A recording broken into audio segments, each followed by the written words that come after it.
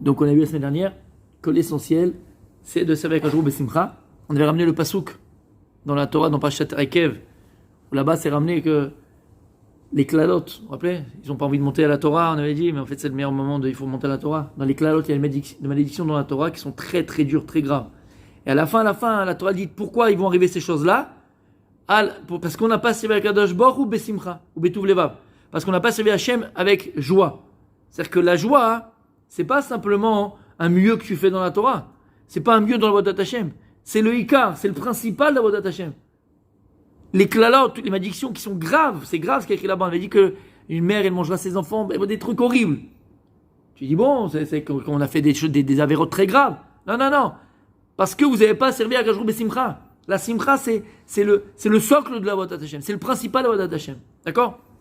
Et donc, quand tu fais ta tefila, on parle de tefila, la tefila, elle doit être Besimcha. L'accomplissement des mitzvot, Besimcha. L'imouda Torah, Besimcha. Tout ce que tu fais, c'est Besimcha. La simcha, c'est pas quelque chose de plus. C'est le Etzem. Le Etzem, en français, vous l'avez compris. C'est l'essence. C'est l'essence même de la Vodat Hachem. De servir Hachem. Il faut avec la simcha. On avait ramené plein d'exemples, plein de choses, nachon. On avait posé aussi la question, qu'est-ce qui amène la simcha? C'est ça le Inyan, c'est ça la vraie là. Ok, c'est la simcha. Qu'est-ce que tu fais? Tu mets la musique à fond dans la rue et tu danses dans le... Ça, c'est quelque chose qui est extérieur. On aurait dit, Rav Dessler le ramène aussi. Il dit Rav Dessler que Dafka, en plus, dans notre génération, on est une génération du superficiel, de la vitrine. D'accord? En hébreu, ça s'appelle chitzoniut, où tout est chitzoni. On s'habille, c'est un peu le cours aussi que j'ai fait par rapport aux filles. On s'habille par rapport au regard des autres. On fait des choix même des fois par rapport au regard des autres. Tout est au qu'en dira-t-on. D'accord?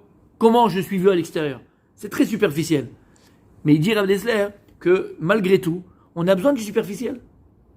On a besoin du... Regarde, quand on était enfant, toi tu voyais une après que tu as vu la belle et le... Non, pas le clochard, mais la belle au bois dormant. Qu'est-ce que tu faisais? Tu prenais le maquillage de ta mère et tu mets une robe comme ça, truc de princesse. D'accord? Et nous, quand on voyait Rambo, on mettait un lacet sur la tête, on prenait un pistolet, on faisait le tour de la maison. D'accord? Lama. Superman, il a un costume.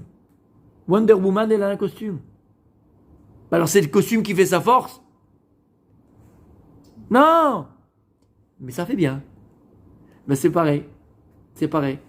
Quand tu vois, tu dis, maintenant, ils se ressemblent tous, là, ces pingouins, là. Ils sont habillés en blanc et en noir, avec leur chapeau, leur machin. Tu as des pingouins. Non, c'est parce qu'on veut ressembler à quelque chose. Quand on était petit, on voulait ressembler à Patrick Bruel ou Michael Jackson. Bon, on a changé un peu de bord, ça arrive. De la même manière que le type qui est punk, ou le rocker. Tu le reconnais, un rocker. Il a le truc en cuir, pantalon en cuir, la chaîne là, le piercing ici. Non? Pourquoi il fait comme ça? Pourquoi il s'habille comme ça? Ça lui plaît? Pourquoi il s'habille comme ça? Appartenir à une communauté. Il a fait parce qu'il veut ressembler à son idole. Comment il s'appelle? Johnny Hallyday. Ah, machin. Ils font même la coupe comme lui. Ils chantent comme lui. Ils font tout comme lui. On dirait les sosies. Ils font les sosies. D'accord? Pourquoi il est comme ça? Parce que pour lui, c'est son exemple. C'est son exemple. C'est son Dieu, ce Michement. D'accord? Il veut ressembler.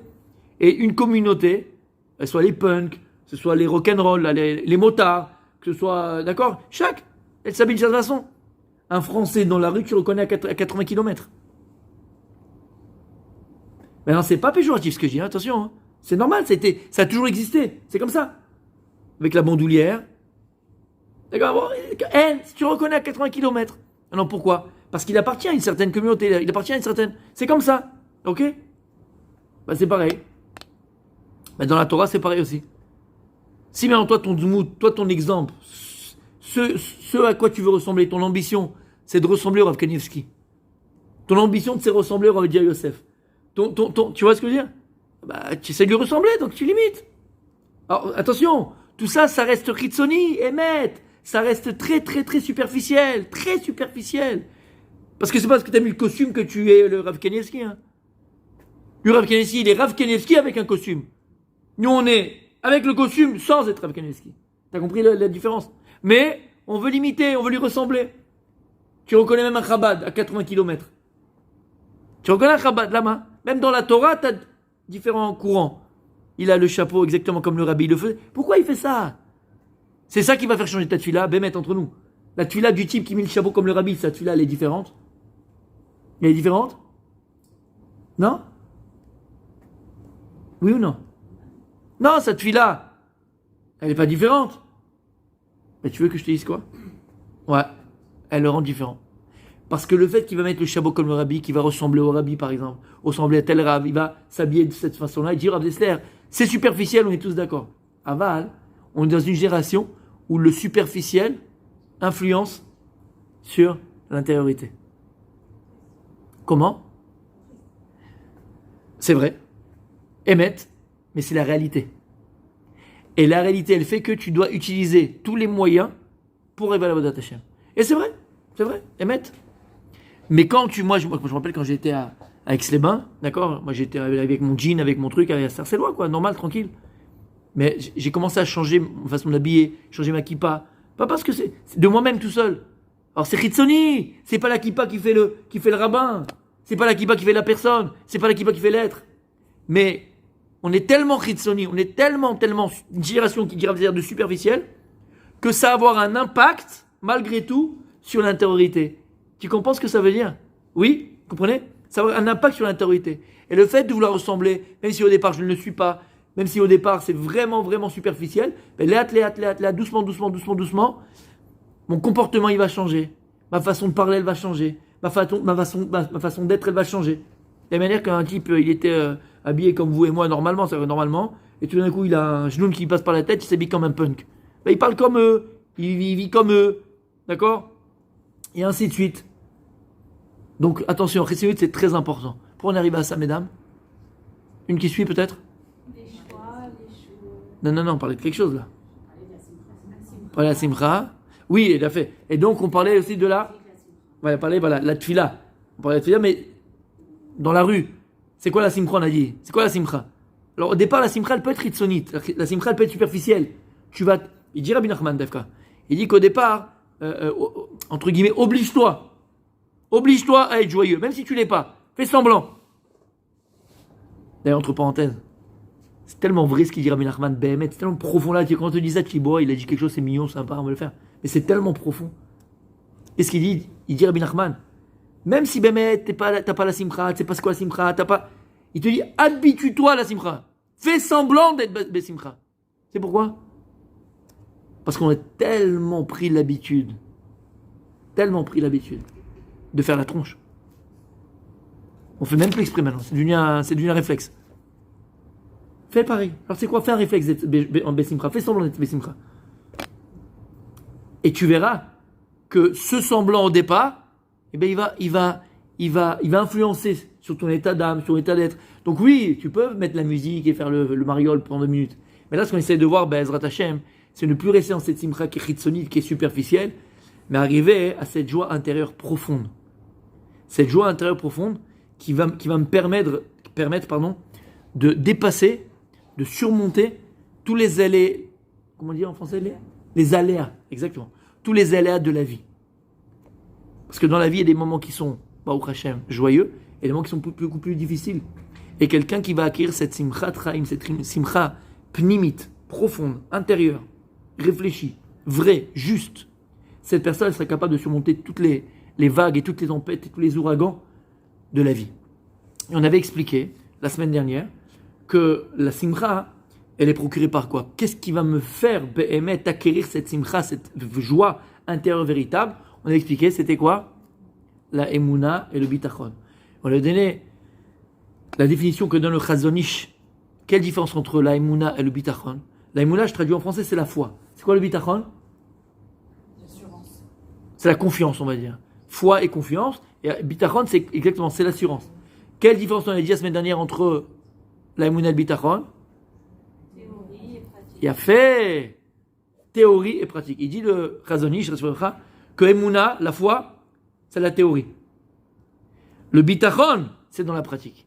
C'est comment tu vis ta emuna. Donc ça veut dire que quelqu'un, il peut avoir la emuna sans bitachon. Quelqu'un, il peut avoir foi, mais il ne vit pas en fonction de cette foi-là. Mais par contre, une personne qui a le bitachon b'Hashem, automatiquement, il a d'abord la emuna. Parce qu'il vit en fonction de cette emuna. D'accord? Ok. On avait développé ça la semaine dernière, c'était juste pour faire un petit récapitulatif.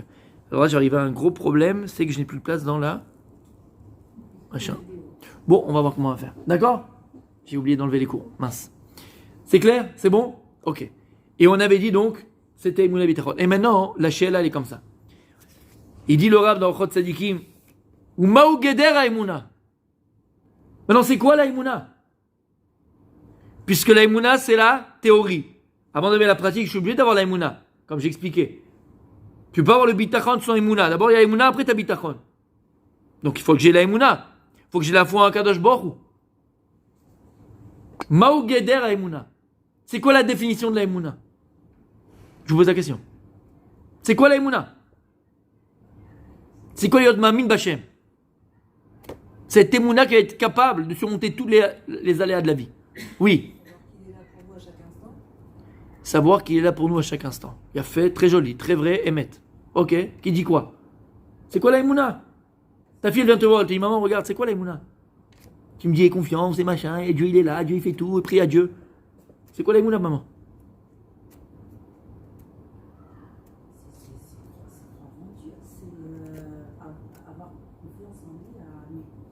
C'est-à-dire? Que tout vient de lui. Ah, il y a des mots, là, il y a des mots. Il y a fait que tout vient de lui. C'est-à-dire? Tout ce qu'on vit. Tout ce qu'on vit. Les épreuves, par exemple. De toute la journée, quand on ouvre les yeux, c'est lui qui nous donne, qui nous fait, qui... Il a fait. Omniprésent. Complètement. Il a fait. Ok, magnifique. Vous pensez que c'est pour notre bien?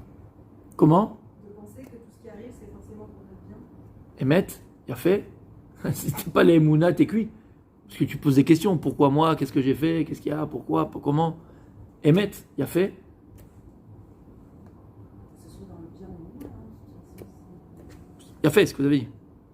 Écoutez bien ce que dit le Rav ici. Et ça revient à ce que vous avez dit, écoutez bien. Umaou Geder Emouna. Quelle est la définition de la Emouna? Ve'eze davar mevi adam l'idemuna shlema. Et qu'est-ce qui va nous amener à Bémet acquérir cette véritable foi en Kadosh Baruch Hu, entière? Parce qu'il y a des Emouna, des fois c'est moite-moite.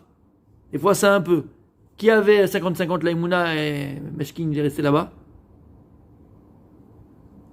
Dans les parachutes, il n'y a pas longtemps, c'est pour ça que je lui dis ça. Lorsque Abraham, il a été donné à Nimrod parce qu'il a cassé les statues de son père, il a fait... Lorsqu'il a donc cassé les statues de son père, Nimrod, il a dit, soit tu fais tchouva, entre guillemets, tu te prosternes à la Bouddha, soit je te laisse dans la fournaise. Qu'est-ce qu'il a fait Abraham Avinu? Il s'est laissé rentrer dans la fournaise, d'accord? Rentrer dans la fournaise. Il y avait son frère Haran qui était là. Ils lui ont dit, toi Haran, t'es avec qui? Avec qui? C'est compliqué, hein? c'est dur, c'est compliqué. Il a attendu de voir. Quand il a vu qu'Abraham il est sorti, il a crié, hey, les gars, j'ai pas répondu, attendez, je suis avec le Dieu d'Abraham. Et vous allez voir, personne ne l'a demandé. Il est parti, il s'est jeté dans la fournaise. C'est devenu un méchoui, des cendres, il est devenu de lui, pauvre. Il dit, Meshkin, il a cru lui aussi, le pauvre. Lui aussi, il avait Mouna Bachem. Abraham, il avait les Mouna, et lui aussi, il avait. Regarde, il est parti de lui-même. C'est même pas Nimrod qui l'a jeté dans le feu. Là, c'est lui, il a dit, moi, je suis avec le Dieu d'Abraham. Et là-bas, il a eu besoin de voir. Pourquoi? C'est 50-50. 50-50, ça marche pas avec Akadosh Baruch Hu. Et Mouna Shlema, c'est ce qu'on dit, vous savez, dans le Teilim, qu'on dit à Arvit. Vous connaissez ce Teilim? Shir la Ma'alot. D'ailleurs, on le chante, c'est une très belle chanson. Vous connaissez l'air de la Ma'alot? Exactement. Shir la Ma'alot. C'est le Teilim qui a écrit ce Teilim là. C'est pas David Amelech, c'est Yaakov Avinu. C'est le Teilim de Yaakov quand il s'est sauvé de chez Laban. Shir la Ma'alot, il savait plus. Il s'est sauvé de Esav, pardon. Parashat Vayetze. Et son frère voulait le tuer. Il est tout seul, il n'a plus rien. Qu'est-ce qui te reste? Ou qu'est-ce que tu fais? T'as plus rien, t'as tout perdu. T'es seul avec toi-même. Où tu vas aller? À qui tu vas demander? Qu'est-ce que t'as fait? Shir la Ma'alot. Esa enai ele harim. J'ai levé les yeux vers les montagnes. Après? Me'aïn? Yavo Ezri, il a demandé d'où il va venir mon aide, ma délivrance. Qui va pouvoir m'aider? Me'aïn. C'est quoi Me'aïn? Sans rentrer dans le détail de ce Teilim là, c'est un Teilim qu'on pourrait étudier. Me'aïn, ça c'est quoi Me'aïn? D'où? Tu fais Me'aïn. Mais c'est Me'aïn, ça s'écrit même Aleph, Yud, Nun Sofit. Me'aïn. Mais c'est quoi en vérité au niveau kabbalistique, au niveau profond? C'est quoi Me'ain? Me'en Yavo Ezri. C'est quoi le N? C'est quoi le N? N, c'est le monde du ex nihilo. N, c'est le monde du ex nihilo. Lorsqu'Akadosh il a créé le monde, il a créé le monde ex nihilo, c'est-à-dire de rien, à partir de rien. Ça veut dire à partir de rien, c'est attention, ça veut dire quoi? Explique le Ramban que lorsque Dieu il a créé le monde, ce qu'expliquent aujourd'hui les scientifiques, comment ils disent que le monde a été créé, les scientifiques? Boomerang? On peut jouer au boomerang. Le Bing Bang. Il a fait, d'accord? C'est le Bing Bang. On dit je crevais, je crois. D'accord? C'est le Bing Bang. Et c'est quoi le Bing Bang? C'est qu'en vérité, au départ, dans les prémices du monde, d'accord? C'était quoi? C'était une masse, une toute petite électron, une toute petite masse qui a explosé. Et qui a fait, bien sûr, de manière très linéaire, très logique, très carrée, un monde parfait, d'accord? Comme on le voit. En tout cas, c'est là où ils se plantent et c'est là où, en vérité, ils arrivent maintenant à comprendre qu'il y a Dieu. Mais en tout cas, qu'est-ce qu'ils disent? Bing Bang, d'accord? C'est vrai ou c'est pas vrai? Quoi non? C'est vrai ou c'est pas vrai le Bing Bang? Émet, le Bing Bang c'est vrai. C'est la vérité. D'où on sait que c'est la vérité? Depuis quand on sait que le Bing Bang? C'est pas très longtemps, hein? Ça fait quoi? 100 ans, 50 ans, combien c'est le Bing Bang? C'est pas longtemps, d'accord le Bing Bang? Bon, Big Bang c'est pas très longtemps qu'ils savent ça. D'où on sait nous que le monde c'était d'abord un Big Bang? Il s'est créé par un Big Bang, d'où on sait nous? Tu savais ça? C'est un ridouche. Tu pensais que non, il faut pas dire ça, c'est assourd, péché, c'est Lucifer. D'accord? D'où tu sais que le monde a été créé par un Big Bang, entre guillemets. Maintenant, eux ils appellent Big Bang, nous on appelle ça quoi? Qui c'est qui a provoqué le Big Bang? Ma grand-mère? Ma belle-mère, quand elle vient, c'est un Big Bang. Mais à part ça, qui c'est qui a provoqué le Big Bang? Oui, c'est Dieu, je sais pas. Kadosh Baruch Hu. Maintenant, tu sais pourquoi? Le Ramban. Vous connaissez le Ramban? Nachmanide. Pas Maïmonide. Nachmanide. Sur la Torah, dans Parashat Bereshit, et dans même la Agdama de Bereshit, mais dans Bereshit, là-bas, il ramène. Il explique comment le monde a été créé. Le Ramban, il a vécu en l'an 1000 à peu près, d'accord? 1100, 1000. Ça fait il y a 1000 ans. Il y a 1000 ans. Il n'y avait ni les trucs, ni les machins, ni les trucs technologiques, rien. Qu'est-ce qu'il te dit le Ramban? Que le monde, au départ, il dit c'était Nekuda Ktana, Yesod Katan. C'était un point. C'est marrant, c'est bizarre, non? Et il dit que tout le monde, alors il a un nom, c'est un nom en grec, qui s'appelle Aioli, c'est pas de la mayonnaise, d'accord? Il s'appelle ça Aioli. Et c'était Nekuda Ktana, Yesod Katan. Et que dans ce point-là était contenu tout l'univers impitoyable qu'on voit aujourd'hui. Tout, du début de la création jusqu'à la fin de la création. Tout était contenu dans cette Nekuda Ktana. Et cette Nekuda Ktana, ce point-là, contenait en lui les 4 éléments, d'accord, qui sont le feu, l'air, l'eau et la terre. Et que le monde et l'univers étaient contenus dans ce point-là. Et ce point-là, il vient de ex nihilo, ce qu'on dit maintenant, du N, du Olama N, de ex nihilo, mais qu'après tout va être créé à partir de ce point. C'est le Big Bang. C'est impressionnant. Tout va être créé à partir de ce point. C'est clair? Maintenant, avant ce point-là, ça, il vient du ex nihilo. C'est le monde du N. Et le monde du N, c'est le monde... Vous étiez là? Ah oui, il y a 2 semaines, vous étiez là. C'est le monde dans les sphirotes du Keter. Vous rappelez les sphirotes, les 10 sphères? On a Keter, Chokhmah, Bina, Chesed, Gvura, Tiferet, Netzach, Od, Yesod, Malchut. D'accord? Le monde de Keter, c'est le monde du N, ex nihilo. D'accord? Il n'y a que Dieu là-bas. Et c'est ça qu'il dit Yaakov dans le Teilim. Toi, comment tu traduis? Me'ain yavo Ezri. D'où va venir? Non, il n'a pas demandé d'où, parce qu'il sait d'où il vient. D'où il vient son aide? Du N, d'Akadosh Baruch Hu, du monde de Hatzilut, d'Akadosh Baruch Hu lui-même, du Keter, du monde du Keter, d'Akadosh Baruch Hu, du Yud Kevavke. T'as compris ce qu'il a écrit? Me'ain yavo Ezri, me'en yavo Ezri. Et après il le dit d'ailleurs. Ezri me'im Hachem. Parce que le monde du N, c'est le monde du Keter, mais au-dessus du monde du Keter, qu'est-ce qu'il y a? Yudke, Vavke. Et Hachem, il a écrit là-bas comment? Yudke, Vavke. Et qu'est-ce qu'il dit après là-bas? C'est magnifique ce Télim. Il est fabuleux ce Télim. C'est une grande ségoula ce Télim. Et après il dit Hachem, Yemincha, Dieu c'est ma droite. Hachem, Tzilcha. Dieu c'est ton nombre.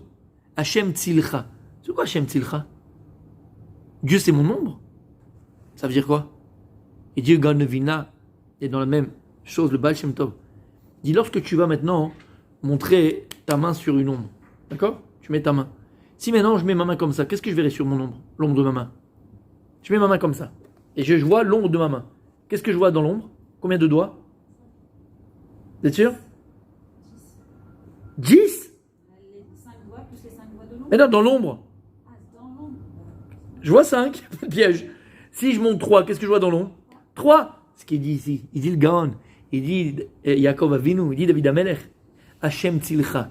Akadosh Baruch Hu, c'est ton ombre, c'est ton reflet.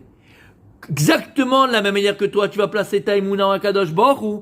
Akadosh Baruch Hu va se conduire avec toi. Tu montes 3, il est 3. Tu montes 5, 5. 50%, eh ben 50%. 100%, 100%. 120%, 120%. En, Hashem Tzilcha. Akadosh Baruch Hu se comporte avec toi comme tu te comportes avec lui. Akadosh Baruch Hu croit en toi comme toi tu crois en lui. C'est extraordinaire. La réciprocité, ça s'appelle en français. C'est magnifique. Vous avez compris? Alors qu'est-ce qui amène à cette Emouna Shlema? Pas la Emouna de 50%. Pas la Emouna de 20%. Qu'est-ce qui amène à cette Emouna de 100%? Et il dit, ou, Shelo itnoea midavara. Rien ne peut te faire basculer. Rien de mal ne peut t'ébranler. Rien de mal ne peut t'ébranler. Chez Kabel kolaba la besimcha. Et tout ce qui t'arrive, behemet, tu le reçois avec joie. Voilà c'est quoi le guéder de la Emouna. Est-ce que vous avez dit? Est-ce que vous avez dit? Ça regroupe tout ce que vous avez pu dire. C'est ça la Emouna. La Emouna, c'est de savoir que tout ce qui m'arrive, tout ce que je vis, tout ce que je suis et tout ce que j'ai, non seulement, il est décidé par Akadosh Baruch Hu, non seulement ça vient d'Hachem, mais en plus, il faut comprendre que tout ce que je vis, tout ce que j'ai, pourquoi je fais la différence entre tout ce que je vis et tout ce que je vis, c'est en fonction plus spirituel. Ce que je vis, c'est de niveau psychologique, et tout ce que j'ai, c'est au niveau matériel. Tout ce que je vis et tout ce que j'ai, il est calqué à moi. C'est-à-dire que ça me correspond. Et pourquoi c'est important? Parce que des fois, tu te lèves le matin et tu as l'habitude maintenant, tu avais près 20 ans de mariage, 15 ans de mariage, voir la même tronche à côté de toi. Tu te dis, mais qu'est-ce que j'ai fait pour mériter ça? Bémet. Franchement, j'avais quoi dans les yeux à ce moment-là? Après, tu te dis, c'était pas la même, c'est normal. Parce que tu réfléchis, après tu fais tout un speech dans ta tête, tu fais tout un micmac dans ta tête. Mais si tu arrives à comprendre en vérité que tout ce que tu as, et la femme que tu as à côté de toi, et le mari qui oublie qui est devenu aujourd'hui, et tout ce que tu as maintenant, tout ce que tu as autour de toi, matériel, spirituel, niveau humain, il est calqué. Mais il est calqué, pas comme nous on a dit à l'école avec le papier, tu te rappelles le papier qu'on a acheté là, Canson, comment il s'appelait? Canson, tu te rappelles le papier là comme ça? Ouais, on faisait comme le calque, mais il n'était pas super. Là, à Kadosh Baruch Hu, ta réalité que tu vis, elle est calquée à ta réalité intérieure. La réalité extérieure que tu vis, elle est calquée à ta réalité intérieure. Et tu sais le pire, c'est qui tient le crayon? C'est même pas Akadosh Baruch Hu. C'est Akadosh Baruch Hu qui dit, mon fils, ma fille, regarde, tiens, prends le crayon et écris ta vie. Dessine ta réalité. Dessine ta réalité. C'est toi qui tiens le crayon. Et quand tu te plains en vérité, tu te plains de quoi? Tu te plains pas de ta réalité extérieure. Parce que oui, le travail ça marche pas, j'ai, comment elle s'appelle, la collègue qui m'a fait ceci, mon patron qui veut pas cela, ma fille qui est un peu bim, et mon fils qui est un kirkik, et mon mari, et ma truc, et d'accord, tu te plains de ce que tu vis, de ce que tu as, de ce que t'as pas, ou de ce que tu aurais voulu. Mais en vérité, ça reflète quoi? Puisque la réalité extérieure, c'est le reflet de ta réalité intérieure. En vérité, ça reflète le malaise intérieur. C'est que le dessin de base que tu veux essayer de calquer, il est pas bon. Il est plein d'erreurs. Il a des trous. Alors si tu veux quelqu'un un dessin qui est pas bien dessiné à la base, ça t'étonne pas si sur le calque, qu'est-ce que tu vas avoir? Mais tu vas avoir des trous. Maintenant, qu'est-ce qu'il fait l'imbécile? Il en veut au calque. Il est complètement... Canson, là, je vais porter plainte contre Canson. Regarde-moi ce dessin qu'il m'a fait. Espèce d'idiot. C'est le dessin de base qui est pas bon. Il y a tellement de trous, tellement de vides. On a expliqué plus d'une fois que la nature ne n'accepte pas de vide. C'est-à-dire que si maintenant tu ne te remplis pas de bon, de positif, de tov, de joie, d'émouna, de positivité, automatiquement, il y a toute la clique qui vient à la place. La rasra, l'amertume, la jalousie, la peur, la mélancolie, la tristesse, l'inquiétude. Il n'y a pas... La nature n'accepte pas de vide. C'est un klal. Physique ou métaphysique. C'est pour ça, il dit aussi Rabbi Nachman de Breslev quelque chose de magnifique. Parce que c'est quelque chose qu'on peut... et qu'on a tous vécu. On a tous fait teshuva. Et moi, j'ai vécu ça. On a tous vécu ça. On vit tous ça dans notre chair.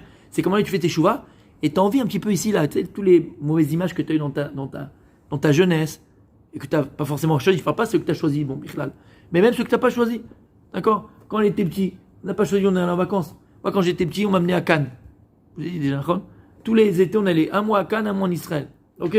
Et à Cannes, juillet ou août, c'est comme le mois d'avril. Ne te découvre pas d'un fil. On a compris. Toi, tu as 5 ans, 6 ans, 8 ans, jusqu'à l'âge de 12 ans, 13 ans. Tu as vu des choses qu'il ne fallait pas voir. Aide-moi là, saute. Mais c'est là. Et l'erreur qu'on fait très souvent, c'est qu'on dit quand il est petit, qu'est-ce qu'on dit très souvent? C'est pas grave, il est petit, c'est pas grave. Mais c'est encore pire. Parce que la mémoire d'un enfant, vous voyez tous, non? C'est parce que peut-être que vous aussi, c'est pareil. Moi, je me rappelle des choses quand j'étais petit, comme si c'était hier. Mais les trucs à partir de 25 ans, entre 20 et 40 ans, là, je me rappelle plus de rien. C'est les enfants qui me rappellent. Papa, tu te rappelles quand on a fait ça? Je me rappelle plus. Donc en réalité, la mémoire, c'est quand est-ce qu'elle est le plus en éveil? Quand on est gosse. Et nous, on fait l'inverse. Et le Tzarara, il le sait, ça, le Tzarara. Il te fait faire croire que l'enfant, il voit pas. Que l'enfant, il mémorise pas. Mais tout est là. Alors quand tu fais tchouva, et toi, tu vas avoir d'autres pensées dans ta tête. Parce que des fois, tu n'as même pas fait exprès. Tu es dans ta tefila, tu n'as rien fait. Tu es en train de truquer, tu es en train d'acheter une religieuse. Je parle du gâteau. Au café. D'accord? Il y a une pensée qui vient. Une image, pas une pensée. Une image qui vient. C'est quand tu étais petit-fils. Comment tu peux faire? C'est dur. Bémet, non? Non, ça va, c'est bon. Bon, bref. C'est plus peut-être homme que femme. Mais comment tu fais? Il dit Rabbi Nachman, c'est clair. Écoutez bien. C'est comme un ordinateur, il y a toujours des traces. Tu peux rien faire. En malasot, essaye d'enlever les cookies, les machins, les bidules. On peut trouver. En malasot, on sait où tu as été, on sait où tu as vu, on sait où tu es rentré. En malasot. Mais la mémoire humaine, c'est pareil. La mémoire est là, c'est un flash, il est là. Alors comment tu fais? Il dit, en vérité, tu sais ce que tu fais? Tu vas occuper ta tête avec autre chose. Et je disais, en vrai, c'est rassurant. Pourquoi c'est rassurant? Pourquoi d'un autre côté, c'est très rassurant? Parce qu'on a dit en vérité, qui c'est qui tient le crayon? Ben, c'est nous. Donc en vérité, tu peux toujours changer, et modifier, et réparer, et écrire ton histoire d'une autre manière, et d'une autre façon. Et même si tu es dans une situation qui te paraît insoluble, hein, que ce soit dans le Shambaï, que ce soit dans la Parnassa, que ce soit avec les enfants, que ce soit avec la belle-mère, l'homme est chané. Si tu tiens un crayon, mais à chaque moment de ton existence, tu peux écrire ta vie de manière différente. Tu peux dessiner ta vie de manière différente. Comment? C'est vrai, c'est vrai. C'est vrai ce que vous dites. Pourquoi des fois c'est compliqué? Parce que ça ne dépend pas des fois que de nous. Émet, c'est vrai. Mais juste je vous dirai une chose. Est-ce que tu as déjà essayé? Faut essayer. Faut essayer. Faut essayer. Faut essayer. Il dit le Balatania, c'est un passage qui dit Kemaim, Apanim et Apanim, comme le visage d'une personne qui se reflète dans l'eau, pareil, et l'amour se reflète dans le cœur de la personne. C'est-à-dire que Akadosh Baruch Hu, il nous a donné un potentiel extraordinaire, d'accord, d'influencer autour de nous, même d'influencer des situations. On est capable de résoudre des solutions, d'accord, Behemet si on le veut, Behemet avec amour. Vous comprenez ce que je suis en train de dire? Behemet, on est capable de changer des situations. On ne peut pas choisir à la place des autres, ça c'est la vérité. Moi, je racontais l'anecdote, une fois quand j'étais à Jérusalem, je m'occupais d'un couple, il y a un couple qui est venu me voir à la synagogue, qui était à la synagogue, et la femme, elle s'est mise à pleurer. C'est une vraie parenthèse, mais elle s'est mise à pleurer, comme un bébé, elle pleurait, la pauvre. Alors le monsieur, il est gentil, elle est gentil, elle était adorable aussi, pleurait. Le cœur, tu dis, comme un bébé, elle pleurait. Et en fait, elle se plaignait que son mari ne s'occupait plus d'elle. Il la touchait plus, il n'était plus avec elle, rien du tout. Et je dis, mais Il me regarde plus, rien. Je le connais, je dis, mais qu'est-ce qui s'arrive, mon gars? Qu'est-ce qui te prend? T'as quelqu'un d'autre? Non, mais maître, tu peux nous le dire, on est entre nous, hein, ta femme et moi, c'est bon. D'accord? Il y a quelqu'un d'autre, qu'est-ce qui se passe? Non, mais en fait, c'est quoi le problème? Est-ce qu'elle me disait?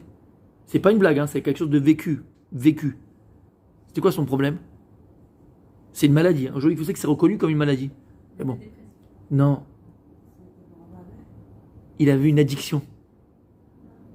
Une addiction. Addiction à quoi? Au jeu. Non, Téléphone. au portable. Il avait une addiction au portable. Mais il était malade. Hein. Et je veux vous dire, il était malade. Addiction au portable. C'est-à-dire qu'il rentrait à la maison, il regardait même plus sa femme.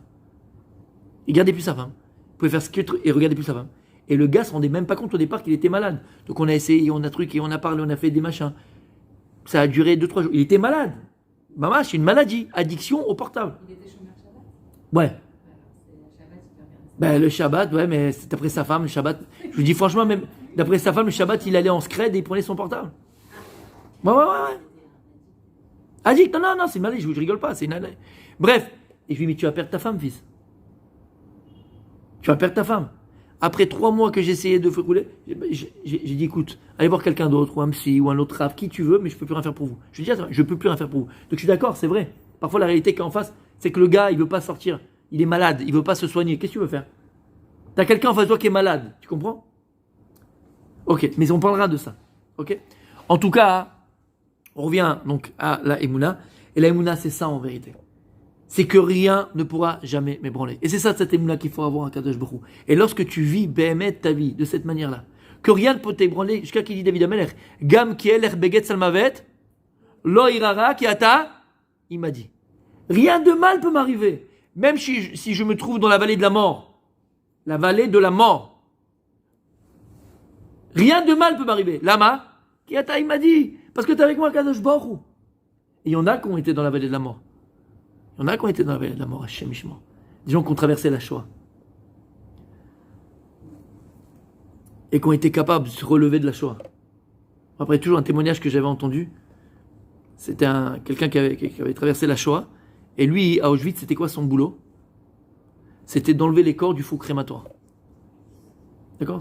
C'était ça son travail. Et à un moment donné, il va sortir les corps. Et il sort le corps de sa femme et de ses enfants. Bon. Il n'y a pas de mots. Tu peux rien dire. Il n'y a même pas de mots pour les terres et les terres, on a compris. Pour décrire, je ne sais pas. Et le gars, il s'en est sorti. C'est-à-dire qu'il a survécu. Et il s'est remarié. Et il a reconstruit une famille. C'est pas des types qui sont héroïques. C'est pas des gens qui sont... C'est d'une autre catégorie. C'est une autre catégorie. Chez l'Oneda, chez Mishmor. Vous comprenez ce que je suis en train de dire là? Il y a des gens qui ont été dans la vallée de la mort. Qui a il m'a dit. Et le type, il te dit dans chaque chose que... Toi, tu comprends pas. Hein? Toi, tu comprends pas ce qu'il dit. Mais il le dit. Il dit, dans chaque pas que je faisais, à chaque fois, j'ai vu Dieu qui m'a sauvé. Non, mais il a pris ta femme, tes enfants, il a tout pris, il n'y a plus rien, et tu les as sortis du four crématoire. Et toi, tu es capable de dire que une fois, tu as failli faire ça, et Dieu, il t'a sauvé de ça, et une fois, j'ai failli truquer, Dieu... Comment? Où? Quoi? Quelle Emouna? C'est plus Emouna 100%. C'est Emouna 400%. Ah ben, ça existe. David Amelech, c'est ce qu'il dit. Gam qui est l'air, beget sam lo irara kata, il m'a dit. Et cette Emouna qu'Akadosh Baruch Hu attend de nous. Cette Emouna. Que rien ne peut nous ébranler dans la vie. Rien. C'est un travail. C'est une avoda. C'est un travail personnel, profond, intérieur à faire. C'est pour ça, ce que vous avez dit, c'est tellement vrai. Et dire à Dessler, le meilleur moyen que l'on a pour travailler sa Emouna, parce que là, on va faire des travaux pratiques. On doit faire des travaux pratiques. Dire à Dessler, c'est très beau, tout ça, c'est de la philosophie, c'est magnifique, entre guillemets, voilà, c'est pas de la philosophie de la Torah. Mais on a compris ce que je veux dire par là. C'est la théorie, comme on a dit. Mais je dois passer de la Emouna à Bitachon. Bitachon. C'est plus maintenant quelque chose qui est dans le, voilà, on m'a raconté, j'ai écouté un cours d'arabe, voilà, il m'a dit ça, c'est super, c'est très beau, c'est très joli. Moi, je veux le vivre, moi. Je veux vivre ça. Là, c'est plus de la Emouna qu'il faut, ma tzadékette. C'est le bitachon. Il faut que tu aies confiance en Kadosh Baruch Hu. Là, il faut que tu le vives. Vous savez comment il dit Rav Dessler, quelque chose de magnifique. Et c'est à l'inverse des fois de ce qu'on peut penser. Nous, on pense. Imaginez maintenant. On va revivre Kriyat Yam Souf. Peut-être que si moi on me demande, d'accord, quelle période, une période, on te dit voilà, je te fais revenir à un instant T dans l'histoire d'Israël, du Ham Israël, quel moment tu veux revenir? Moi je pense personnellement, personnellement, j'aimerais bien revenir à Kriyat Yam-Souf, moi. T'imagines le truc de fou, on sort d'Égypte, les Égyptiens, le machin, le truc, Moshe Rabbeinu qui, oh là là là là, la mer qui s'ouvre, ouais, c'est un truc, non? Je sais pas. Vous avez jamais pensé à ça? Si on vous dit, non? Si je te dis quelle période, quel moment tu veux revenir, instant T? Non? La manne? Pas mal, c'est pas mal la manne, c'est vrai. Mais il y a écrit, pourquoi je vous dis ça? Parce que peut-être vous savez pas, dans le Midrash, il y a écrit que ce qu'ils ont vécu, Bekriyat Yam-Souf, d'accord? La manne, c'était quoi? La manne, vous connaissez la manne, d'accord? C'était quoi la manne? Oui, mais c'était quoi? Comment? C'est tombé du ciel et c'était à manger. Et c'était quoi? On voulait. Il y a fait, tu veux manger un sushi, tac, sushi. Un burger frites, c'était le goût. Magnifique. D'accord ou pas? Oui? Il y a fait. Omer Amidrash, ce qu'ils ont vécu à Israël, Bekriyat Yam-Souf, c'est beaucoup plus grand qu'au moment où ils ont reçu la manne. C'est ce qu'il dit le Midrash? Tu sais pourquoi? Quand il y avait la manne, quand tu mangeais, ça prenait le goût de ce que tu voulais. Bekriyat Yam-Souf, quand tu marchais là-bas, comme ça, et qu'il y avait les poissons, le requin, le machin, c'était l'aquarium pour les enfants. Imagine le truc de fou. C'est un truc de dingue. Il dit, là-bas, le Midrash dit que la personne, elle pensait. Et il disait, un petit sushi. Tac! Kadosh Baruch Hu, il lui amenait un sushi. Il pensait simplement à ce qu'il voulait, Hachem lui donnait. Comme ça, il dit le Midrash. C'est beaucoup plus fort. Bref, revenons à nos moutons, j'étais en plein dedans là. Mais c'est quelque chose de magnifique. En tout cas, après j'ai écrit Kriyat Yam-Souf. Oui, qu'est-ce qu'il y a écrit dans Kriyat Yam-Souf? Avant Azashri Moshe, Vayosha Hachem. Vayosha. Hachem il a délivré. Et à la fin, qu'est-ce qu'on dit? Avant Azashri Moshe, Vayaminu Bashem, ou Moshe Abdo, Vayaminu. Et ils ont cru à Hachem, ou Moshe Abdo. Et là, la Gemara vient nous dire, Ra'ata Shifra Alayam, Ma Shelo Ra'a Yechezkiel Ben Bouzi. Elle a vu une Shifra, une servante, au moment de Kriyat Yam-Souf, ce que n'a pas vu l'un des plus grands prophètes en prophétie, qui était Yechezkiel Ben Bouzi. Donc imagine ce qu'elle a pu voir. Et que les cieux se sont ouverts. Quand on dit dans la Shira, à un moment donné, on dit Ze'eli ve'anvehu. Vous vous rappelez un petit peu, non? Ze'eli ve'anvehu. C'est quoi Zé? Zé, c'est ça. Comment tu peux dire c'est ça? Dieu, il est partout. Comment tu peux dire c'est ça? Ils ont vu Dieu. Et qui c'est qui a dit ça à ce moment-là? Qui c'est qui a dit Ze'eli ve'anvehu? Qui? Non. Tous les petits garçons qui étaient jetés dans le Nil. Qui c'est qui les a nourris? Hachem. Qui les a changé les couches? Hachem. Qui les a bercés? Akadosh Baruch Hu. Ils ont vu Dieu. Ils ont connu, hein? C'est lui qui nous a donné à manger. C'est lui qui nous a sauvés. C'est lui qui nous a bercés. C'est lui. Zekli Van Veu. Tu te rends compte de ce qu'ils ont vu? Tu ne peux pas s'imaginer. Et il dit, Ra'ata Shifra Alayam, elle a vu une servante dans la mer, même ce que un des plus grands prophètes, il n'a pas pu voir en prophétie. Et il dit, le Rav Shmuel Levi, alors attends. Si tu me dis que la servante, elle a vu une chose que même un grand prophète n'a pas vue, bah alors c'est plus une servante. C'est devenu une quoi, cette fille-là? Une prophétesse. T'aurais dû dire, cette femme-là, la prophétesse, elle a vu des choses. Non. Qu'est-ce qu'on te dit? Servante. Tu sais pourquoi? Parce qu'il dit là-bas, malgré tout ce qu'elle a vu, malgré je lui dis, c'était le Spielberg en 18 dimensions, l'Avdil. Malgré tout ce qu'elle a vu, elle est restée Shifra. Elle n'a pas bougé. Ça veut dire que tu peux avoir un éclairage des Mounas, mais dans la vie de tous les jours, tu restes la même. Et c'est ça l'essentiel. L'essentiel, c'est que ta vie, elle change. Ta façon de voir la vie, elle change. Dans le tachles, dans la réalité de ta vie. Et dire Rav Dessler, c'est pas d'Afka dans le 3 dimensions, là, le 4e souffle, roulé. Pour ancrer en nous le bitachon b'Hashem, be'emet, avoir cette confiance en Akadosh Baruch Hu, c'est précisément dans les petites choses qui t'arrivent. Il faut être assez intelligent pour voir Akadosh Baruch Hu dans toutes les petites choses qui t'arrivent. Toutes les petites choses qui t'arrivent. Tes lunettes, elles tombent, tu n'avais pas une deuxième paire. Et Baruch Hashem, une voiture qui est passée, elle est passée à 3 mm, à 1 mm de tes lunettes. Il n'y a rien eu. Là-bas, il n'y a rien eu. Ashgacha pratit, c'est Akadosh Baruch Hu. C'est Akadosh Baruch Hu. toutes les petites choses qui t'arrivent. Tu vas au Sherad, la veille de Pessah. Veille de Pessah au Sherad, tu l'as fait? Moi, tu me payes que je le fais pas. Tu me le payes, je le fais pas.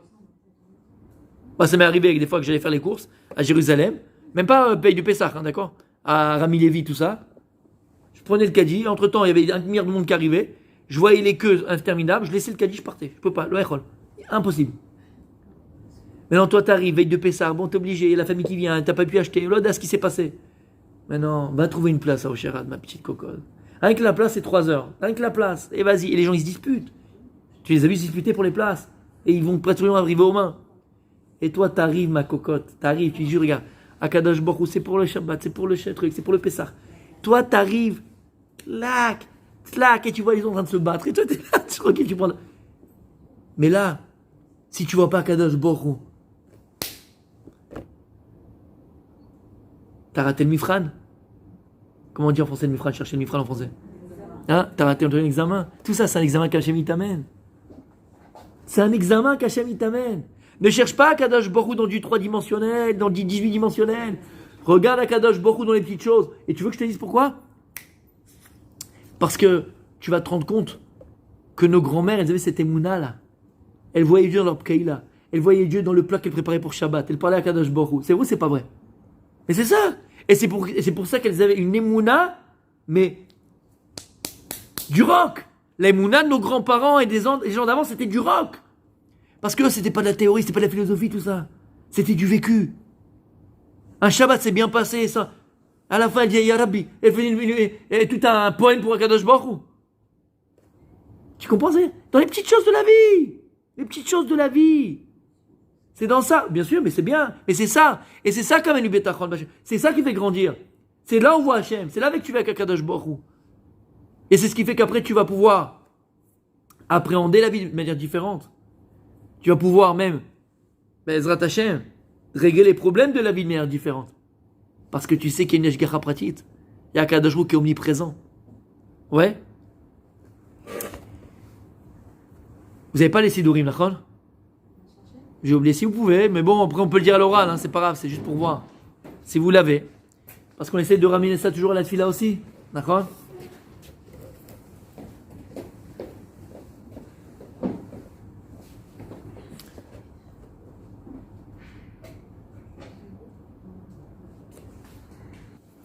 Vous allez prendre le sidour à la page, j'arrive. Page 100. 100. Et on est dans l'Amida. Et le début de l'Amida, mesdames. Pas à la fin, au début. Kizaïka. Il dit Rabbi Nachman de Breslev, on fera un cours que sur ça, mais juste pour savoir. Il dit Rabbi Nachman, quelqu'un veut renforcer sa tefila. Qu'est-ce qu'il doit faire? Il doit renforcer sa émouna. Et si quelqu'un veut renforcer sa émouna, qu'est-ce qu'il doit faire? Renforcer sa tefila. Parce que la tefila, c'est le plus grand bitouille, la plus grande expression de la émouna. Parce que tu ne vas pas demander quelque chose à quelqu'un à qui tu ne crois pas. D'accord? Et d'ailleurs, plus tu vas croire, plus Hachem Tzilcha. Donc en vérité, la plus grande expression, le plus grand dévoilement de ma émouna, c'est lorsque tu viens et que tu dévoiles et t'épanches ton cœur à Kadosh Baruch Hu. Hachem, la chokma, j'en ai besoin dans mon business, j'en ai besoin dans ma Torah, j'en ai besoin pour éduquer mes enfants. Atachonel, la dame, date, donne-moi du date, donne-moi de l'esprit, donne-moi de la réflexion, donne-moi de l'intelligence pour savoir comment parler à mes enfants, savoir gérer mon couple, savoir gérer mon entreprise, savoir étudier, comprendre un Tosfot, me casser la tête sur un Rashba, bien étudier, bien comprendre, bien. Et ainsi de suite. Refais cholim, parce que tu sais que la réfoua, elle est que entre les mains d'Hachem. Mais regardez par quoi ça commence. Vous savez, lorsqu'on dit après Be'ahava, d'accord? Vous voyez le gros Be'ahava? Et là, avant la première bracha, qu'est-ce qu'on dit? Melech, Roser, ou Moshia, ou Magen. Chaque mot de la tefila, on doit le faire vivre. Dit le Baal Shem Tov, d'accord? C'est quoi une tefila? Une tefila, pour la faire vivre, il faut faire vivre les mots. Et c'est le cours qu'on a fait il y a 2 semaines, vous vous rappelez mesdames? On a parlé des sphirotes, on a parlé des voyelles. Parce que chaque mot, il a donc une lettre. Meler, c'est un mem, un lamed et un chaf sophite. Mais c'est aussi avec des voyelles. Et les voyelles, c'est elles qui donnent un sens au mot. Parce que s'il n'y a pas les voyelles, tu peux lire malach, tu peux lire mlach, mloch. Mais là, avec les ségol, et c'est quoi ségol? Dans la sphirote, on l'avait vu. Ségol, et 3 points. Vous vous rappelez plus dans la sphirote? Ah, vous y pas là, oui, vous y pas là. Ouais, et c'est quoi comme mida? Chesed. Chesed. Parce que le roi, il a besoin beaucoup de chesed. Le roi, c'est lui, dans la juridiction du peuple juif, c'est une juridiction. C'est lui qui s'occupe de la parnassa de son peuple. C'est lui qui juge le peuple. C'est lui qui tranche pour le peuple. C'est lui qui s'occupe de son peuple. Et donc, c'est beaucoup de chesed. Il est entièrement dans le don. C'est pour ça que Meler, c'est quoi? Avec ses gols. Meler. Meler, c'est quoi? C'est chesed. Après, on dit Meler, c'est quoi? Qui est roi. Roser, c'est quoi Roser, mesdames? Qui est une aide. Ou Moshia, qui sauve, qui délivre, il a fait. Ou Magen, qui est une protection. D'accord? Magen David, c'est le bouclier, qu'un bouclier. Qu'est-ce qu'on dit? Qu'est-ce qu'on dit? Et après on dit, Baruch Hashem, Magen Abraham. Magnifique. Qu'est-ce qu'on dit? Melech. On vient, on proclame d'abord haut et fort. Kakadosh, oui, les Melech. C'est quoi la notion du roi? C'est quoi la notion de roi? Un roi, c'est lui qui décide de tout. Qui vit, qui meurt. Qui a pas. Qui prend pas. Melech. Tout est entre tes mains, Hachem. Aval. Plus que ça. Il est Roser. Moshia. Ou Magen. Il y a 3 niveaux d'Ashgacha Pratit. 3 niveaux de providence divine. La première, il est Roser. C'est quoi il est Roser? Tu es dans ton boulot, tu as fait un business plan, tu vas proposer maintenant ton comment on appelle ça, ton projet, cherchez le mot. Tu vas proposer ton projet au client, d'accord? Bon, Akadosh Baruch il est Roser. Pourquoi? Parce que le bras droit du patron de la boîte à qui tu proposes, c'est un copain d'enfance à l'école. C'est beaucoup plus facile. Vous connaissez, machin, je lui parlais, t'inquiète pas, machin. Roser, Hachem il t'a aidé. Maintenant toi, t'as préparé le projet. Toi, t'as eu des nuits blanches. Toi, t'as fait quelque chose. Mais Hachem il t'a mis un petit coup de pouce. Il est Roser, il t'a aidé. D'accord? Ça c'est la première Ashgacha Pratit, première providence divine. Après, Akadosh Baruch il est ou Moshia. C'est quoi les Moshia? Hein? Là, tu étais en train de marcher. Et t'as pas fait attention en plein Tioul que juste là, il y avait un ravin. T'as pas fait, toi? T'as pas fait attention qu'il y avait un ravin. Comment? T'étais encore sur le portable, exactement. Exactement. Et t'as pas vu qu'il y avait le ravin. Et là, tu sais pas comment. Vous avez entendu? C'est une histoire de très très très très bon, ça, c'est Magen après. Bref, d'accord? Et toi, tu sais pas comment. Tu sais pas, j'ai senti une main derrière moi qui m'a rattrapé. Et tout d'un coup, hop, et tu vas en arrière. Maintenant, 20 mètres, hein, le ravin 20 mètres. Là, t'étais à 2 doigts de finir comme le Seir la Azazel. Quand on l'a amené là-bas, le bouc, là, la Azazel, d'accord? Qu'est-ce que tu vois? Moshia, il t'a sauvé, il t'a délivré. Et c'est quoi au Magen? Bouclier. C'est quoi Magen? C'est encore un autre niveau. Toi, t'es là, tu mets tes iPod là, iPod, comment on appelle ça là? AirPod, pardon. AirPod. Tu mets les AirPods comme ça et tu mets à fond, d'accord, un chant chassidique. Attention. Et tu mets à fond un chant chassidique ou un beau cours du rabbi. Ou je sais pas, d'accord, t'es là, t'es en plein dedans là, t'es dedans, t'es emporté, d'accord, par le. Et tu marches tranquille. Alors toi, t'as pas vu que tu rentres dans un truc à Tarbenia. T'as pas fait attention. À Tarbenia, comment on appelle ça? Chantier. D'accord? Ils sont en train de faire des buildings, en train de faire machin. Toi, tu es en train de marcher, tu marches tranquillement, et t'es en train de danser ton truc. Et juste quand tu passes, au millimètre près, juste derrière toi, il y a, tu sais, ils sont en train de construire. Il y a une pierre comme ça qui passe. Elle te frôle les cheveux. T'as même pas, ça t'a caressé les cheveux. Paf! Et toi, qu'est-ce que t'as fait? T'as continué ton chemin. T'as même pas vu que la pierre, elle est tombée à côté de toi. Shamata, ça c'est Magen. Akadosh Baruch Hu, de la même manière, comment on dit, Mitnaeg Itanu. Je sais pas pourquoi j'arrive pas à parler en français ce soir. Hein? À la même manière, Akadosh Baruch Hu, il se comporte avec nous. Akadosh Baruch Hu, de la même manière, se comporte avec nous. Kadosh Baruch Hu, parfois, il est oser. Tu vois la main d'Hachem. Chercher une maison, et l'autre, il t'a parlé, et c'est juste à côté de là où tu voulais, tatati, tatata, et machin. Tu as vu la main d'Hachem, il est oser. Parfois, tu étais dans une situation, tu ne sais pas comment la fin du mois tu vas faire. T'as l'œil au déa, tu sais pas, tu comprends pas. Tu sais pas. Et Baruch Hachem, le compte il est machin, t'as reçu un bitoire, oui. Moshe, il t'a délivré, boule, à la dernière seconde. Aussi on t'enrule. Et combien de fois, Kadosh Baruch Hu, combien de fois tu passes et tu es là, et machin. Si on avait juste une loupe, pas une loupe là, les trucs pour voir les bactéries là, comment on appelle ça? Un microscope dans les yeux. Et d'accord, on s'amusait toute la journée. On met un microscope comme ça là, comme SOS Fantôme. Tu mets comme ça, un microscope, et tu marches dans la rue. D'accord? Et tu verrais, toute la journée, on te fait un remake de tout ce que tu as passé aujourd'hui. Et tu verrais le virus, comment du vent, comment du vent là. La gastro, il est passé à ça de toi. Il voulait rentrer en ton nez, Hachem il a dit dégage, pas chez elle. Tac, Hachem a dit dégage. Toi t'as rien vu, toi, t'as même pas vu. Et tu verrais combien un Kadosh Baruch Hu toute la journée. Mais en vérité, c'est quoi? Parce que la relation qu'on a avec un Kadosh Baruch Hu, c'est la relation qu'on a avec nos parents. Vous n'avez pas fait attention. Quand on était petit, parce que moi ça m'arrivait, hein, c'est comme ça, on a tous vécu ça. Surtout en hiver. Tous les matins, quand je me réveillais à peu près, j'avais toujours la couverture sur moi. Mais je bougeais la nuit. En vérité. Moi, je vais purée, c'est bien, toujours, tu vois, je bouge pas beaucoup la nuit. Mais quoi, j'ai remis une caméra, j'étais une fois de l'autre côté, la tête en B, le pied en droit, le machin. D'accord ou pas? On a tout pas. Mais la couverture était toujours sur moi. Et moi, je pensais que c'était sympa, tu vois, je savais. T'as vu ou pas? T'as vu la couverture, comment j'étais là? T'as vu comment je la mate, la couverture? T'as vu comment je la mate, la couverture? Mais en vérité, pourquoi? Combien de fois ton père et ta mère, ils se sont levés parce qu'ils ont été voir comment t'avais pas froid? Combien de fois ils t'ont mis la couverture? Et t'as même pas fait attention. Tu savais même pas. Combien de fois ils t'ont mis la couverture? Combien de fois Kadosh Baruch Hu il vient, il nous couvre? Combien de fois Kadosh Baruch Hu il nous borde?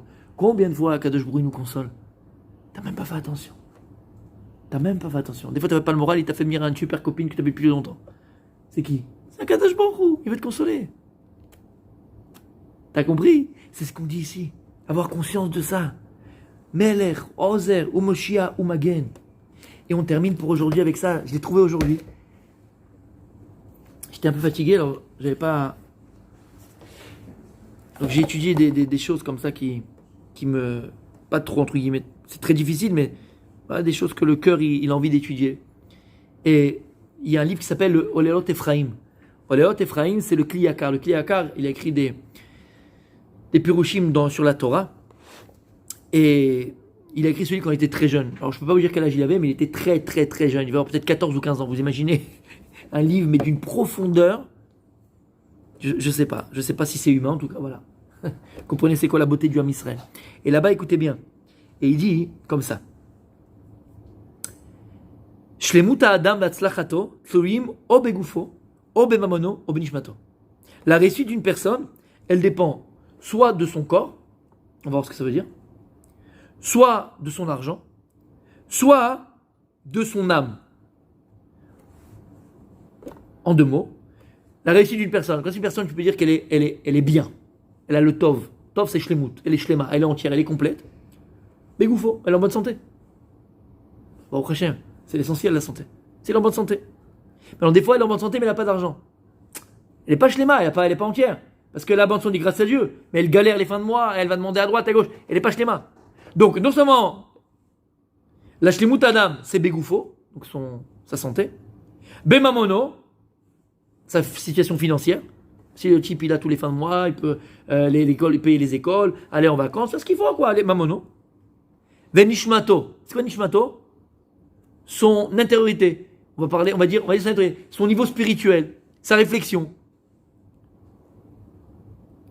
Ou beshloshtam ou ifga. Et il dit que dans ces trois choses-là, précisément, elles peuvent être abîmées.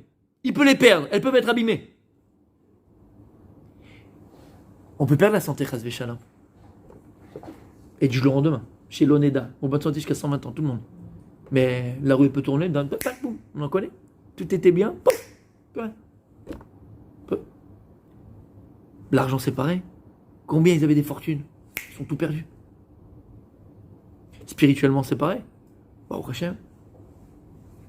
Tu étais là, Torah, mitzvot, t'enseignais peut-être. T'étais à fond dans Modat Hashem. Et t'es tombé. Combien d'histoires chez Mishmor qu'on a entendu? Il est tombé. Il a mis ses yeux sur la secrétaire ou sur la machin, il est tombé. Un rave même, chez Mishmor. Personne ne peut te dire qu'il est haine. Il a tout perdu. Sur ces trois choses-là, la personne, elle peut abîmer. Elle peut le perdre. Sa santé, son argent et son niveau spirituel. Ça dépend de toi. Aval. Regardez comme c'est beau. Akadosh Baruch Hu. Magen Hu lekol achosimbo. C'est un Teilim. Il dit David Amelech, Hachem, il est Magen lekol achosimbo. Dieu, il protège, c'est un bouclier pour tout celui qui... Chosimbo, c'est quoi Chosimbo? Les chassot. Tout celui qui se recouvre de lui. Tout celui qui demande sa protection. Donc tout celui qui a Emunah B'Hashem, tout celui qui a confiance en Hachem, tout celui qui demande à Hachem d'être sa protection, Akadosh Baruch Hu, qu'est-ce qu'il fait? Il est Magen Alav. Par quoi elle termine la bracha dans la bracha là, dans le Baruch Ata Hachem, Magen Avraham. J'ai dit, tu sais pourquoi? Parce que les Raché Tevot de Magen, comment dire Raché Tevot, Arbani? Les initiales de Magen, même Gimel Nun. Magen, c'est quoi? C'est Mamono. Gimel, c'est Goufo. Et Nun, c'est quoi? Nishmato. T'as compris? Si toi, tu recherches la protection d'Akadosh Baruch Hu, si toi, tu es complète et entière avec Akadosh Baruch Hu, alors Akadosh Baruch Hu, sur ces trois choses que l'homme peut perdre, on peut le perdre, l'homme avec un grand H, on peut le perdre. Alors Akadosh Baruch Hu, il te protège. Qu'est-ce qui te protège? Il protège ta santé. Il protège ton argent. Et il te protège de ne pas tomber. Exactement, de ne pas tomber. Et c'est cette kavana, une des kavanotes qu'il faut avoir quand tu vas faire la bracha, Magen Avraham, cette kavana qu'il faut avoir. Le Satan, le Yetzer Hara, la seule chose sur quoi il veut taper, sur quoi il veut nous faire tomber, il le sait. Si la personne perd la Emunah, si la personne n'a plus foi en Dieu, si la personne n'a plus confiance en Kadosh Baruch Hu, cette personne, il a fait, je ne vais pas le dire, cette personne, elle est morte de son vivant. Cette personne, elle est morte de son vivant.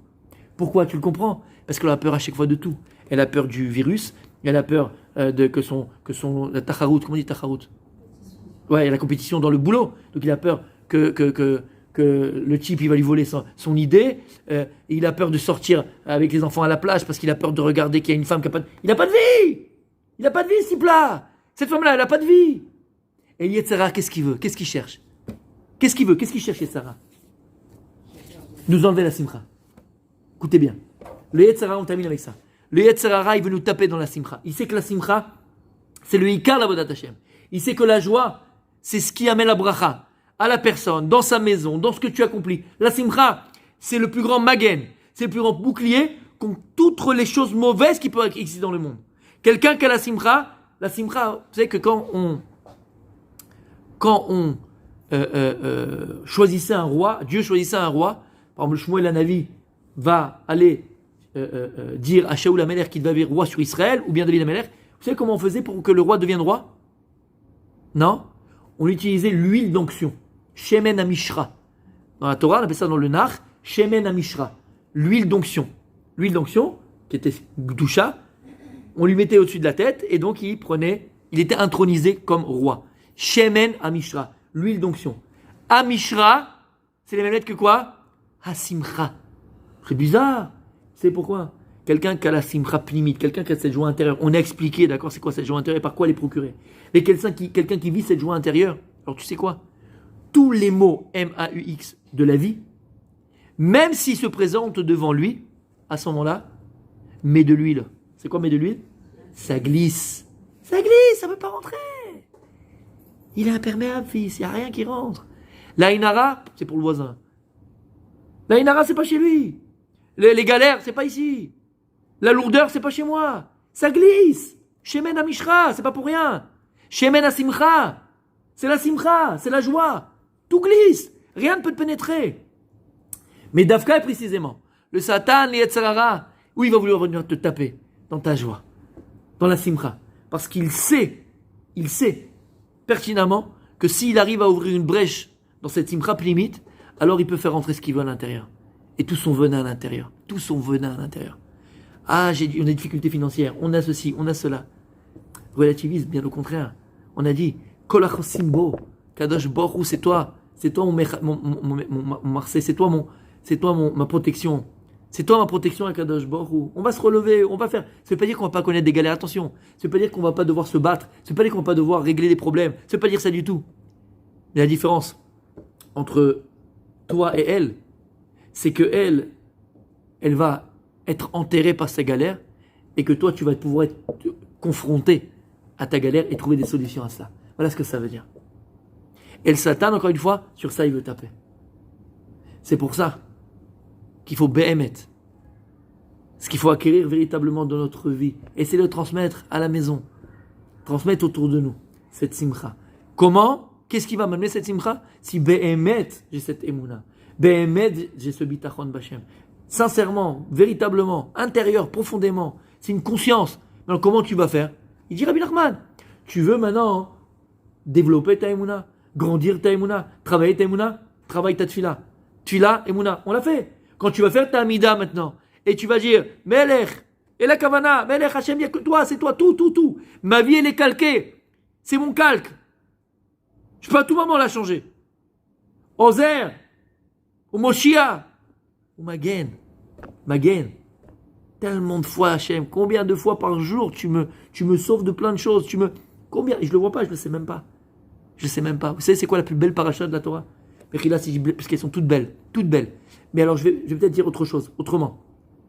Quelle est la paracha où Akadosh Borou, et on termine mamash avec ça, où Akadosh Borou, il y avait d'autres choses avant, mais c'est pas grave, où Akadosh Borou, il déclare sa flamme à Israël. Quelle paracha où Akadosh Borou, il dit, mes enfants, je vous aime. Et d'ailleurs, on a parlé de ça la semaine dernière. Ouais, la semaine dernière, vous vous rappelez? Non, c'est pas là? Par rapport à la tfila, avant le schéma Israël, à Vatolam, au Evet Amo Israël, après nous, après on dit Hachem on t'aime, à Arvit, c'est magnifique, c'est fabuleux. Comprends combien Hachem il t'aime. Prends Béhémet, prends conscience de l'amour que Dieu il a pour toi. Toi, unique, t'es unique pour Akadosh Baruch Hu. Quelle est la paracha où Akadosh Baruch Hu déclare sa flamme à Israël? Allez-y.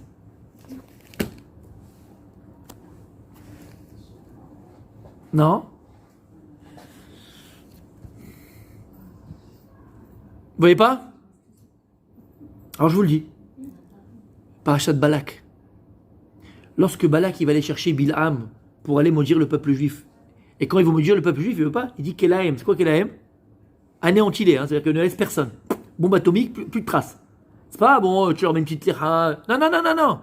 Kelahem, détruis-les. C'est chaud. Vous savez ce qui se passe à ce moment-là? C'est-à-dire dans le matin, il y a les 13 attributs de foi. Et après, il y a les zichronot, les rappels, les souvenirs qu'on doit avoir. La manne dans le désert, le Shabbat. Et un des souvenirs, c'est ce que Dieu il a fait et comment il nous a sauvés de Bilham et de Balak. Tu sais pourquoi? Parce que lorsque Bilham et Balak, vous connaissez l'histoire, d'accord? Ils ont été dans les montagnes, les collines, et pour essayer de voir l'âme Israël et maudire là-bas. L'âme Israël, il savait ce qui se passait? Kloum. La maman le matin, elle a amené son fils comme ça, à l'école, ou sa fille à l'école. Allez, truc.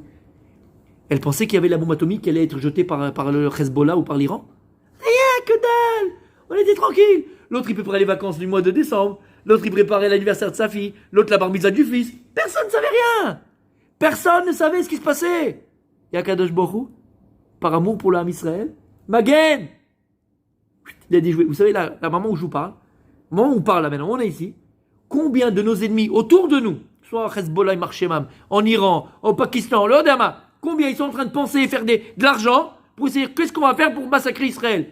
D'accord? Oui ou non? Ou à Gaza, là, en train de préparer des attentats. Combien? Et Hachem, qu'est-ce qu'il fait? Paf, ça explose sur sa tête. Ça, c'est quand tu le sais. Et combien on sait pas? Tout ce qu'Hachem, il déjoue pour nous. La plus grande déclaration d'amour dans la Torah, c'est Parashat Balak. Parce qu'on l'a même pas vu, on ne sait pas ce qui se passait, et Akadosh Baruch Hu nous a sauvés. C'est ça qu'il faut faire dans la Mida. Cette conscience d'Akadosh Baruch Hu. Magen, de le vivre, Bezrat Hachem. C'est une prochaine.